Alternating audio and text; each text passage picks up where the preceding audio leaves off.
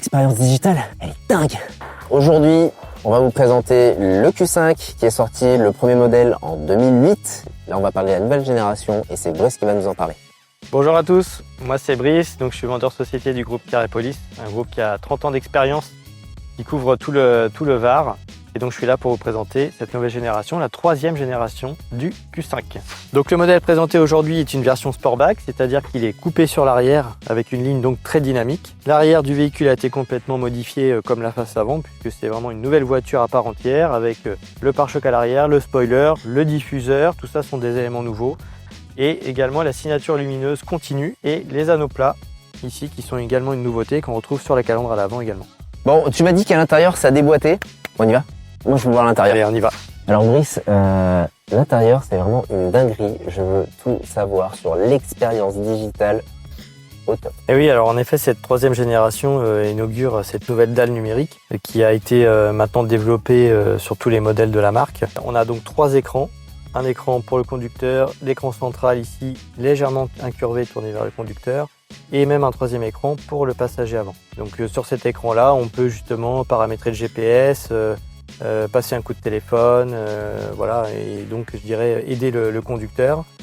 Et sur cette partie là on a la voiture ici qui est représentée sur la route, donc on visualise la route avec les dangers de chaque côté, les angles morts avec les voitures qui sont représentées et puis ici bien sûr un écran grande taille avec un nouveau GPS 3D et complètement tactile et très réactif. En plus, on a rajouté ici un éclairage ambiance pro, c'est-à-dire qu'en fait, tout est interactif au niveau des clignotants, comme tu peux le voir. On a les rappels directement à la hauteur des yeux. On a également un pack MMI Experience Pro qu'on peut prendre en option avec la lecture tête haute et le son Bang & Olufsen qui est vraiment d'une qualité exceptionnelle. Alors au niveau de l'intérieur, l'insonorisation a été encore améliorée par rapport à l'ancienne génération. Donc en termes de bruit de roulage, etc., c'est extrêmement feutré. On a ici du simili-cuir sur la planche de tableau de bord avec les surpiqûres.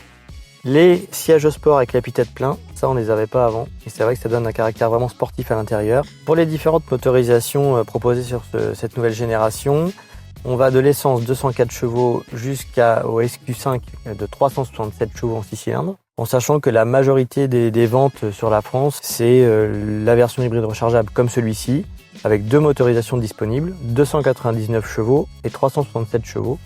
Les 2 motorisations étant quattro et hybride rechargeable. Et du coup, l'autonomie électrique en électrique, elle est de combien? Alors c'est la grosse différence avec l'ancienne génération, elle a été doublée puisqu'on est maintenant à plus de 100 km en 100% électrique. Parle-moi de la fiscalité. Alors pour la fiscalité, c'est un véhicule qui est éligible plafond d'amortissement à 18 300 €, sur lequel on peut rajouter la batterie de 12 600 €, donc on a environ 30 000 € à déduire. Brice, pourquoi on achète la Q5? C'est la voiture la plus polyvalente de la gamme. On a le confort d'une berline, un super design, on est assis un peu plus haut, donc on est vraiment en sécurité. Les versions hybrides rechargeables hyper performantes avec une autonomie électrique de 100 km. Ça rassemble vraiment tous les critères pour faire un super achat. Bon bah c'est parti, on y va!